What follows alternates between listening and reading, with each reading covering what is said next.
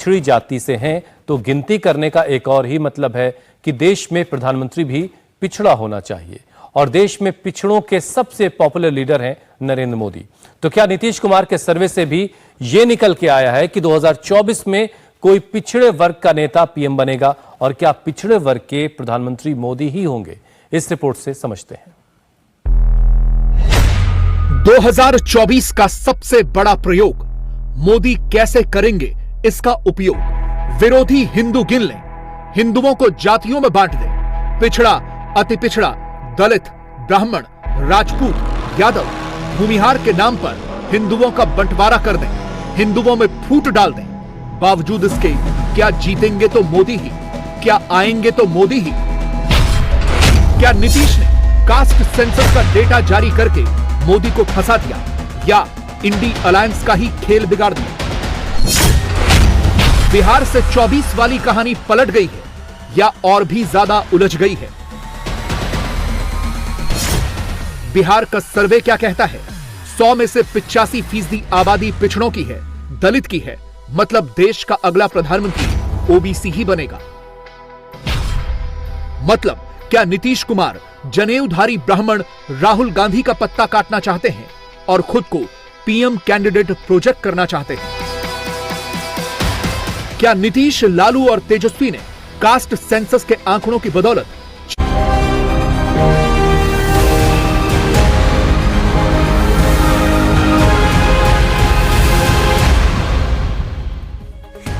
आप देख रहे हैं कहानी कुर्सी की। और देश में जहां जातियों की बात इस वक्त सबसे ज्यादा हो रही है, उस वक्त प्रधानमंत्री नरेंद्र मोदी ने छत्तीसगढ़ में एक बड़ी बात कही। प्रधानमंत्री नरेंद्र मोदी ने कहा कि देश में सबसे बड़ी आबादी गरीबों की है। उन्होंने कहा हमारा संकल्प है कि देश में गरीबी दूर हो।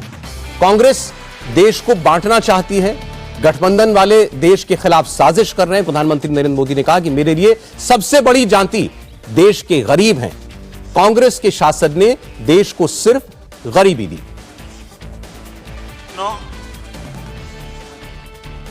कल से कांग्रेस ने एक अलग लाभ आरोपना शुरू कर दिया है। ये कांग्रेस के नेता कहते हैं जितनी आबादी उतना हक।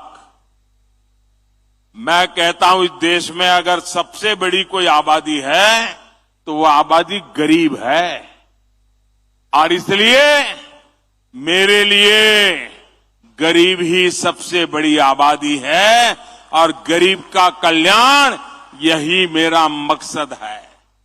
मैं सोच रहा था कि पूर्व प्रधानमंत्री मनमोहन सिंह जी क्या सोच रहे होंगे। भारत के पूर्व प्रधानमंत्री मनमोहन सिंह जी तो कहा करते थे कि देश के संसाधनों पर पहला हक माइनॉरिटी का है, अल्पसंख्यकों का है और उसमें भी मुसलमानों का है। अब कांग्रेस कह रही है कि आबादी तय करेगी कि पहला हक किसका होगा। यानी क्या अब अल्पसंख्यकों का हक कांग्रेस कम करना चाहती है क्या?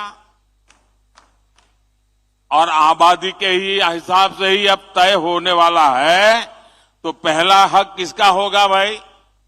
किसका होगा? आबादी किसकी ज्यादा है? किसका हक होगा? जरा कांग्रेस वाले स्पष्टता करें। क्या आबादी के हिसाब से हक मिलेगा क्या? तो क्या अल्पसंख्यकों को कांग्रेस हटाना चाहती है क्या? तो क्या सबसे बड़ी आबादी वाले हिंदू अब आगे बढ़कर अपने सारे हक ले लें क्या? मेरे परिवारजनों, मैं पिछले काफी समय से कह रहा हूं और फिर आज दोहरा रहा हूं कि कांग्रेस पार्टी को अब कांग्रेस के लोग नहीं चला रहे। कांग्रेस के बड़े बड़े नेता मुंह पे ताला लगा के बैठे हैं, न उनको पूछा जाता है, न वो ये सब देख करके बोलने की हिम्मत करते हैं। अब तो कांग्रेस को आउटसोर्स कर दिया गया है। कांग्रेस को अब ऐसे लोग चला रहे हैं, पर्दे के पीछे लोग ऐसी कमाल कर रहे हैं ऐसे खेल खेल रहे हैं जो देश विरोधी ताकतों से मिले हुए हैं। कांग्रेस किसी भी कीमत पर देश के हिंदुओं को बांटकर भारत को तबाह कर देना चाहती है। कांग्रेस गरीबों को बांटना चाहती है। मोदी ने पिछले 10 साल में सारी योजना ऐसी बनाई ताकि गरीबों में एक आत्मविश्वास पैदा हुआ है। और मेरे लिए तो इस देश का गरीब यही सबसे बड़ी जाति है, यही सबसे बड़ी बिरादरी है। प्रधानमंत्री नरेंद्र मोदी ने बहुत बड़ी बात कही अभी। उन्होंने कहा देश की सबसे बड़ी आबादी और सबसे बड़ी जाति अगर कोई है तो वो गरीब है और मैं उसी के लिए काम कर रहा हूं।